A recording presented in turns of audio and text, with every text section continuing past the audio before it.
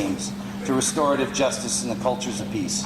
Well, Mitaki Epi, my very respected relatives, want to give a handshake around the circle and give thanksgiving to the great Duwamish nation for the honor of being on this sacred land.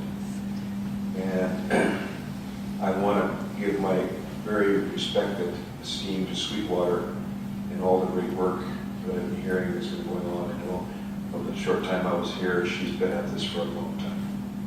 And she does this without pay. She voluntarily does this and expects nothing but what Creator brings her. I really appreciate our brother from Saanich. I know the community very, very well.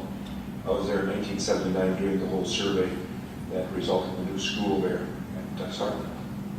So I got a chance to meet all the chiefs and so forth there. So thank you for the beautiful songs that you've given.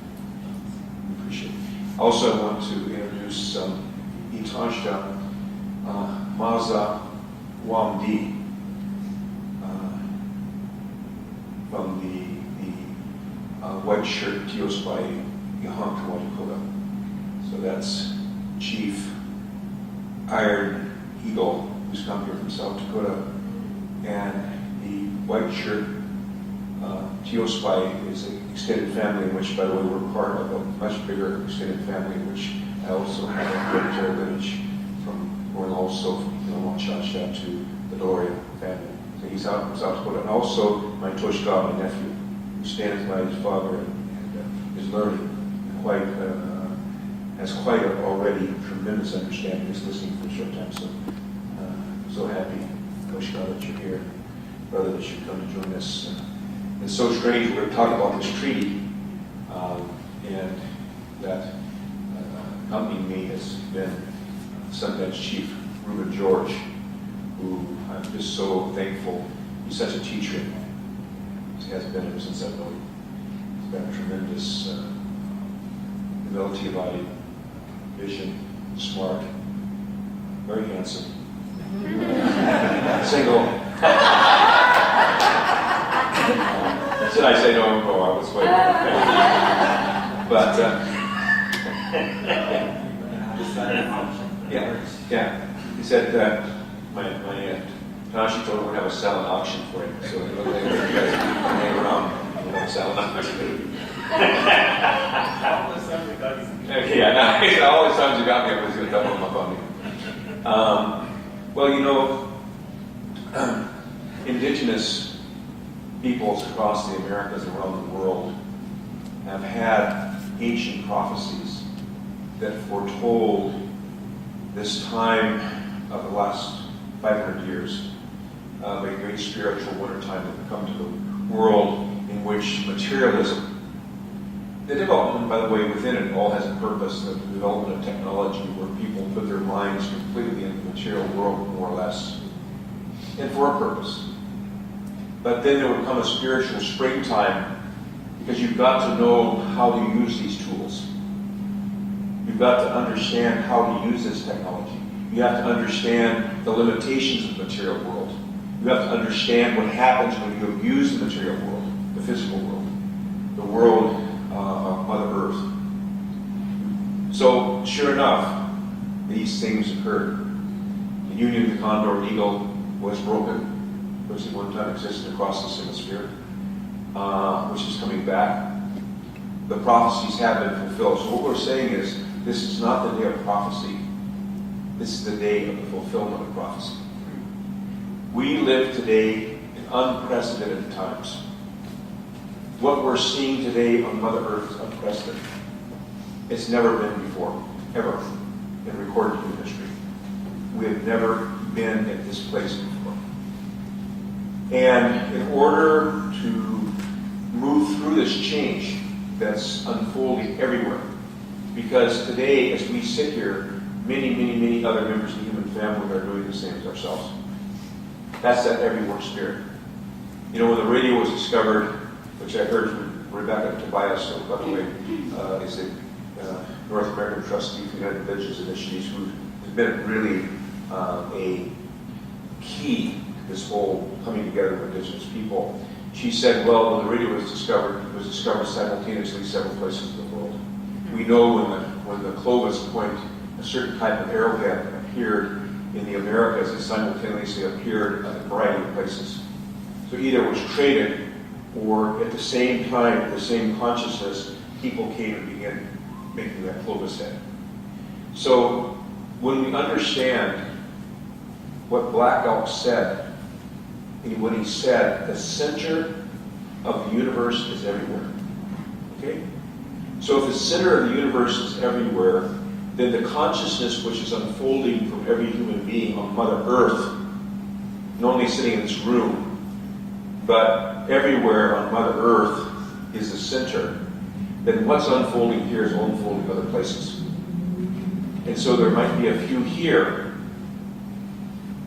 but what we're doing is following those sacred principles, those guiding principles, which we can articulate it, but they're articulated by many others. You know, there's many other principle-centered approaches. The Compassionate Charter for Compassion is another one. The UN Declaration of the Rights of Indigenous People. I was just going to add this one little part. There's a big controversy going on now because within the UN Charter it says that Indigenous people have the right to free, prior and informed consent. And Bill McKibben told me, he said, you know, the only force, the only last wall to prevent complete corporate takeover of the United States and Canada are Indigenous people and treaties. Treaties. Now, where Chief Rubin comes from, except for 8%, that land has never been surrendered and never been conceded. And he truly stands in a place in which there is total sovereignty on the part of the Indigenous people. And I'm suggesting to you, this last little part, that so great is this change that if we were to go to reservations and reserves across Canada and the United States and up into Alaska, all over, and ask the question to the people, has the spirit and intent of your ancestors and elders who signed treaties and agreements, have they been honored? What do you think, Sweetwater? What do you think, brother? No. Therefore, really, we're at a time of unprecedented change and a whole time of new relationships. And we're going to later speak about how that's unfolding and how it's, you saw on the screen, has now moved to the United Nations as being seen as a global way to begin a movement that's been promised about how Indigenous people are going to come together with their allies. And finally, I want to say, you know, we have to remember that all of us, every single human being in this circle, everyone, there's not one person here that did not at one time sit before the sacred fire. None of us just got here and drove in cars. No. And, turned on the furnace. We all sat before the sacred fire. We all sat there. That was our light. That was our life. That we all sat together and discussed, just like we're going to discuss today, and talked about things. And so, at this point in history, Indigenous peoples is a political definition describing peoples that have still retained their language and culture and still tied to the land and have their gifts to give, just like we all do. So this is not just about Indigenous peoples. It's about, first of all, understanding underlying this whole thing. We're all Indigenous peoples. We're all members of one human family. And in fact, the way I say it is the prior unity and oneness of the human family, which is recognized in our medicines, our circles of life, the four directions, the four colors. So I just want to say that much, and on behalf of Four Worlds International Institute, welcome you here. It's such a good feeling to be back in Seattle. I've been through this territory a few times. Strong people here. It's always been a good being here, learning a lot. So thank you so much, John, for putting this together. Thank you, sister, for the great work you've done that we've been hearing about. your Protect the Sacred Washington, your I Don't Know More work, all those good things you've done. And we're honored. I'll become yes. All right. And, no. All right, no more logistics. Let me tell you what's about to happen here. So, we're going to hear more about Protect the Sacred from Ruben, Sweetwater. We're going to hear from Doug about the Sailor Sea. Hi, Marine Sanctuary. Thanks for coming. We're going to hear from Austin, and we're going to hear from Andrea and Susan about the restorative justice and the cultures of peace that's happening here. And hopefully, Brandon, we're going to hear from you, too, about the Compassion Games, right? But, yes, of course. I remember being in South Dakota together. It's beautiful to be here. Yes, this will be a moment for each of those topics to be discussed. But I wanted us to, with Susan's guidance, Lady Horses, to learn a little bit more about welcoming to each other and who's in the room. So I know you've got a couple of thoughts for how we can do that so we can get clear who's in the room here. Yeah, and I think it's time to get up and move around a little too. And I love Phil's introducing the idea that we are each the center of the universe. And it's this idea we've come across now of forming ourselves as constellations is a way to imagine we're each a shining star, and we have our source of energy, the things that excite us, and we're individuals, but we're all connected. And so how we look at the patterns that we create is a constellation, and that's how we're hoping to start to learn to organize ourselves. So you don't have to give anything up, but you be who you are, but you notice, oh, you and I can form a playful constellation of how to bring art to creating a culture of compassion. So I know that's a constellation we form. I do my thing, she does her thing, but it's a pattern.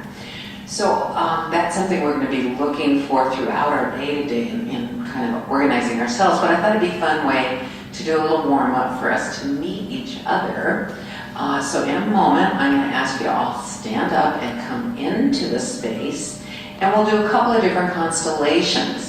So the first one, I am always so touched and moved to remember how important family is, and our ancestors, and then also our contemporaries. So I thought, let's do our first constellation about how many siblings you grew up with in your childhood years. So we'll kind of place ourselves around the room and then see who you end up near, and then you'll talk to each other about, just find somebody that you'll be near, hopefully someone you don't already know really well, about how being that sibling, single or the third of three, happens to be my case, cultivated compassion in you. So we'll just have like massive confusion finding each other, and then maybe 2 minutes to check in with a partner, and then I'll ring the bell and we'll do another one. So let's imagine maybe the singlets are here without siblings, 1s,